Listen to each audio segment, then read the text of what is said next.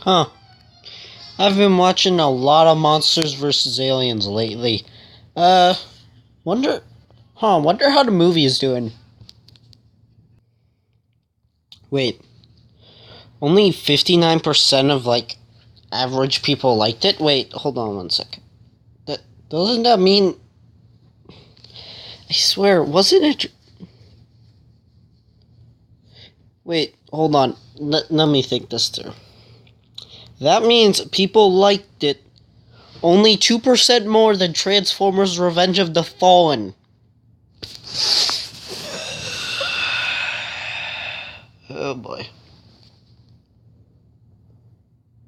Huh. Now that I think about the Transformer movies do suck. Well, who cares? Monsters vs. Aliens review. Alright, so Monsters vs. Aliens. It is a interesting movie made by DreamWorks. Has a decent amount of budget. And yeah, I'm gonna get started on this review. Alright, let me talk first. Actually, since we're watching the trailer, how about we make it so we talk about the marketing? Because the marketing was apparently inconsistent, as I hear. And, okay, let me think about this. It was, aimed at kids. It had jokes for adults. And it's made by 50s monster movies. People who love 50s monster movies. I am very confused. Because, okay, let's take this dude for example. You see this dude, Creature from the Blue Lagoon. You see what he's paying? An homage to Japanese kaiju. You think any 6-year-old is gonna care about giant monsters? Yes they would. You thought I was gonna say no. Because guess what? I am living proof of that. Because when I was younger, I loved this movie so much. So much that I don't even want to complain about it. And you know what? I just love it so much that I really have a hard time nitpicking this movie. And it's just a fun time for me. And the characters never feel like they're some sort of mess or virus, or none of them are annoying. And even then, what did you expect? Look at the title. The title is Monsters vs. Aliens. No one is ever gonna go, I guarantee you that's an emotional roller coaster. Theoretically like an opera. No one goes there. No one goes there to see that. You know what they go to see? Monsters vs. Aliens. And you know what? 50-foot tall woman, but she can't be called that. And you want to know an interesting fact? So they didn't want her to be 50 feet tall because of copyright and trademarking. So guess what they did? They made her 49 feet 11 inches and 3/4 of an inch. So 1 more quarter more and she would have been 50 feet tall. So let's talk about each of the characters. So, Susan, also known as Ginormica, is a representation of the 50-foot tall woman. And then there is Dr. Cockroach, which is an homage to Fly and, ginormous, yes, the Fly is the best example. I'm having trouble thinking of another example. We got the Bob, who is a representation of the Blob, I think, most likely. Then we got the Missing Link. Guys, we all know who he's representing. He's representing the Creature from the Blue Lagoon. Then we have Insectosaurus. And oh boy, I cannot wait to talk about Insectosaurus. Literally one of the coolest parts of, because you look at all of these characters. Which one stands out the most? I'll tell you which ones stand out the most. Well, the one that stands out the most and has probably the creepiest design now that I think about it, because look at those eyes. Insectosaurus has a very, how shall I say, unique design, and I'll let you see him in action. Hopefully DreamWorks doesn't go after me. So DreamWorks, don't hate me, please. Free promotional material. He has a solid, I would say 5 minutes of screen time, maybe. He does not have a lot of screen time. But just look at him. Look at him move and act, and his soulless eyes are even animated really well. That is something I will say about this movie. Anyone who has a problem and says, because I've seen some people, not to go after anyone, but they're like, oh, these people look terrible. Oh, they, had better human-looking people in Shrek, which came out 5 years before, or something like that. And, I get it. I really do.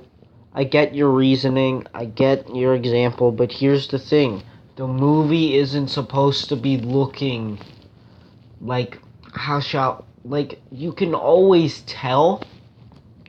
For example, when Hiccup and his, set of movies and TV shows and spin-offs they all have a different style, which is nice. It's kind of like anime in a way, because you can pick up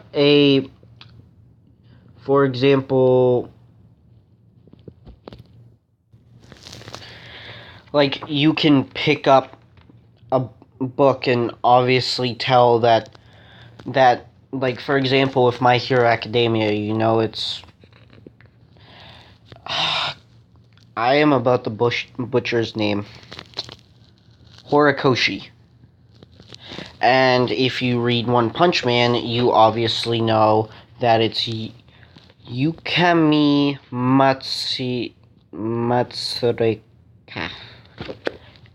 I am offending so many people right now in 10 seconds. Or you can always tell how in Naruto, it's obviously Kishimoto, and I feel DreamWorks is the same. You can always tell when,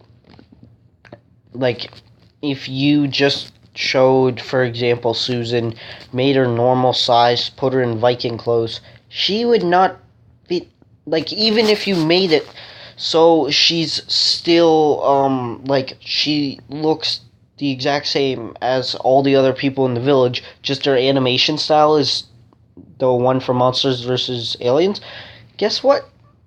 You can still tell it apart. That's what's so great. Because it's so unique. And that's what I like about DreamWorks. Similarly with Pixar, except I don't think it's as unique as Pixar, because it really does, I've always had this thing where I feel like DreamWorks makes, DreamWorks is a lot like Sega, but, if Sega if Sega didn't have Sonic 06, and Shadow the Hedgehog, and Sonic Boom, and, anyway, off topic, so, let me explain, with my, console wars, if you could call it that. So, Sega tries to satisfy all of its fans. And when it does that, it ends up sacrificing a lot of time and energy into finding out what the fans want and how they can make it for them. And then the game doesn't exactly turn out super amazing most of the time. Sometimes they pull it off, but it's a lot harder. Nintendo says, hey, This, you know how we make money? We make money by making good games. So we'll only make good games and not care about what the fans say whatsoever. And we're gonna shove another Fire Emblem character into Smash because we want people to love Fire Emblem. Alright. And I feel DreamWorks makes, like, what could they possibly have been thinking when they made Monsters vs. Aliens? They weren't thinking, oh, let's make the world's greatest monster movie for children. They weren't saying, oh, we're gonna beat Monsters Inc. and make it suffer. We're gonna crush Monsters University. We're gonna make an amazing monster movie. Like, the only thing that was going through their head is, let's make a movie that we love. Let's make a movie that's to our tastes. Someone out there will find it, and it's more important to have one of those deserving fans. And you know what? I stand by that, because I love DreamWorks. DreamWorks is my jam. I have Shrek on DVD, and it's the best. Oh, yeah, it's the best. Alright. Maybe I should actually have, like, some movement, but then again, copyright strikes, so... Hey, this is a movie. Look, movement. Look, things. Back to my Insectosaurus thing. Okay, you see right here, you're like, oh yeah, Insectosaurus is gonna fight the giant robot. I'm actually on topic. But you know what he does? He stands there. He stands there. Who wrote this? Like, I love it, don't get me wrong, but I always felt like Insectosaurus has done nothing. Eh? Like, anyone who's seen the movie is probably thinking, yeah. Anyone who hasn't is going, eh. I've seen the entire TV spin-off show, which doesn't have Insectosaurus in it whatsoever, which is completely dumb. And it's just a good time. Like, if you're looking for something Pixar level, depends. Are you looking in Pixar for animation or storytelling? Because the characters in this, I really like all the characters. No one of them is ever annoying. The only time Bob is annoying is in the TV show, and, well, in the TV show everything is kind of worse, but you get what I mean. And you know what? If the clips I've shown and the designs to you look cool or interesting, or you're wondering about the movie, have at it. You know, just go with it. It's like, I'm pretty sure it's 94 minutes. So, what do you got to lose? Right? It's just gonna be a fun little time. Maybe grab some friends, some popcorn. Maybe that's soda. Just have some fun. Now, if you excuse me, I will get back to doing things that happen.